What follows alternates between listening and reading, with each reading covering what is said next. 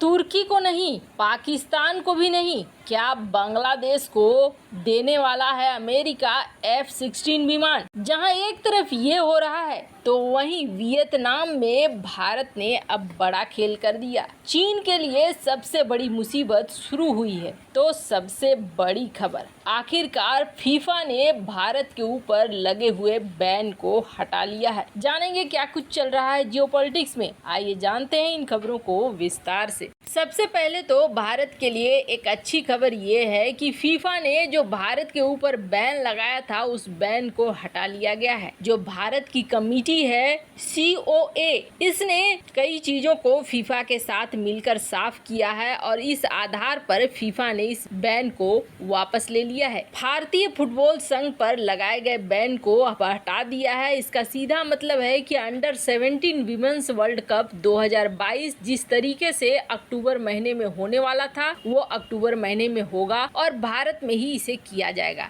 इससे पहले 15 अगस्त को फीफा ने बैन कर दिया था। फीफा ने कहा था कि उसके नियमों और संविधानों का गंभीर उल्लंघन हो रहा है। दरअसल बात क्या है, जो कमेटी बनी हुई है उस कमेटी को लेकर फीफा ये कह रहा था कि ये कमेटी हमारे नियमों के अनुसार नहीं बनी है, जिसकी वजह से ये बड़ा फैसला लिया गया था। हालांकि ये फैसला एक भारत के लिए अपमानजनक फैसला भी था। अगर भारत में अंडर 17 विमेंस वर्ल्ड कप नहीं होता तो ये भारत के लिए सही नहीं होता, पर आखिरकार चीजों को संभाल लिया गया। फीफा ने अपने उस फैसले को वापस ले लिया है बातचीत दोनों के बीच होने के बाद। खैर, जहां एक तरफ ये सब कुछ हो रहा है तो वहीं दूसरी तरफ सबसे पहले तो F-16 को लेकर एक बड़ी खबर निकलकर सामने आ रही है। पाकिस्तान का F-17 70% ग्राउंडेड है और F-16 को लेकर पाकिस्तान अमेरिका के दरवाजे खटखटा रहा है। अमेरिका F-16 को न तो अपग्रेड कर रहा है और न ही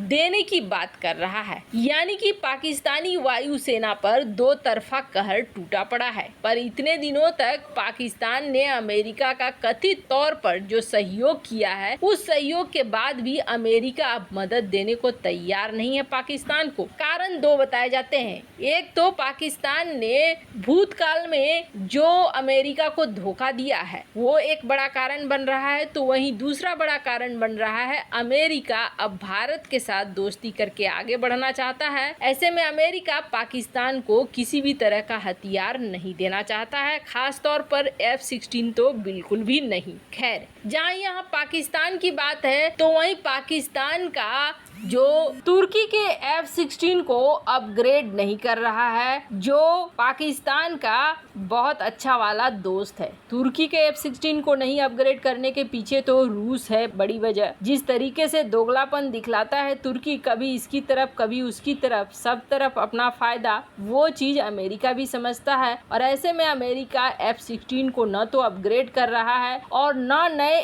F-16 देने की बात कर रहा है तुर्की को। हालांकि ये चीजें थोड़ा सा अमेरिका के लिए निगेटिव जरूर जा रही हैं। इसलिए जा रही हैं कि अगर आप अमेरिका से कोई फाइटर जेट वगैरह खरीदते हो तो भविष्य में थोड़ा सतर्क रहना पड़ेगा, क्योंकि भविष्य में ऐसे कंडीशन आ सकते हैं जब अमेरिका अपने हिसाब से फैसले लेगा। खैर, भारत के लिए तुर्की और पाकिस्तान के ऊपर लिया गया ये दोनों ही फैसला फायदेमंद है, लेकिन अब अमेरिका कथित तौर पर एक बड़ा फैसला ले सकता है। कहा जा रहा है कि बांग्लादेश को इस वक्त फाइटर जेट की जरूरत है और बांग्लादेश फाइटर जेट में इंटरेस्ट दिखा रहा था यूरो फाइटर टाइफून में। पहले तो तुर्की ने भी फाइटर जेट का ऑफर दिया था बांग्लादेश को, पर बांग्लादेश ने तुर्की के फाइटर जेट को अस्वीकार कर दिया और कहा कि हमें कुछ एडवांस चाहिए, बड़ा वर्जन चाहिए। पर अब कहा जा रहा है कि बैकडोर से बांग्लादेश अमेरिका से बातचीत कर रहा है F-16 विमानों के लिए, और ये F-16 विमान भले ही सेकेंड हैंड हो, लेकिन इस वक्त बांग्लादेश को फाइटर जेट चाहिए अपनी वायुसेना को मजबूत करने के लिए। और ये पाकिस्तान तुर्की के लिए बहुत बड़ा झटका है कि F-16 विमान बांग्लादेश को तो मिल रहे हैं पर उन दोनों को नहीं। पर क्या ये भारत के लिए सही होगा? वैसे आपको बता दें, बांग्लादेश आधिकारिक तौर पर कभी ये नहीं कहता है कि वो भारत का दुश्मन है या भारत के साथ रिश्ते खराब हैं। बांग्लादेश ये कहता है कि हम ये अपनी सुरक्षा म्यांमार से करने के लिए ले रहे हैं। म्यांमार म्यांमार और बांग्लादेश के बीच में काफी लंबे समय से दुश्मनी चलती है। म्यांमार से रोहिंग्या शरणार्थी भाग कर भी बड़ी संख्या में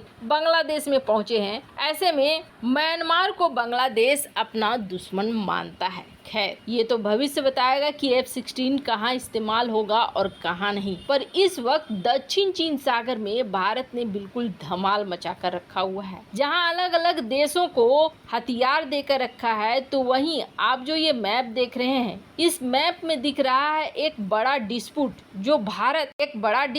जो चीन का इस इलाके में जितने देश हैं उन सब के साथ है। इन सब के कई हिस्से पर चीन अपनी दावेदारी ठोकता रहता है। अब ऐसे हालात में यहाँ पर भारत घुस रहा है, और न सिर्फ घुस रहा है बल्कि भारत अपनी एक बड़ी जगह भी बना रहा है। जैसे कि भारत वियतनाम के साथ एक बड़ा समझौता कर रहा है। भारत ने वियतनाम को $500 मिलियन का लाइन ऑफ क्रेडिट दिया है, और इस लाइन ऑफ क्रेडिट के तहत वियतनाम को ये छूट मिली है कि भारत के हथियारों को वियतनाम खरीद सकता है इस पैसे से, और लोन को लौटा सकता है। हालांकि ये लोन है, आज नहीं तो कल वियतनाम को लौटाना है, लेकिन हाँ, इसे आराम से थोड़ी छूट के साथ लौटा सकता है। वैसे आप सोचेंगे वियतनाम तो धनी देश है, संपन्न देश है, फिर भारत इसमें पैसे क्यों खर्च कर रहा है? लाइन ऑफ क्रेडिट देने की क्या बात है? तो आपको बता दें, लाइन ऑफ क्रेडिट भारत इसलिए दे रहा है कि वियतनाम हथियारों को खरीदे।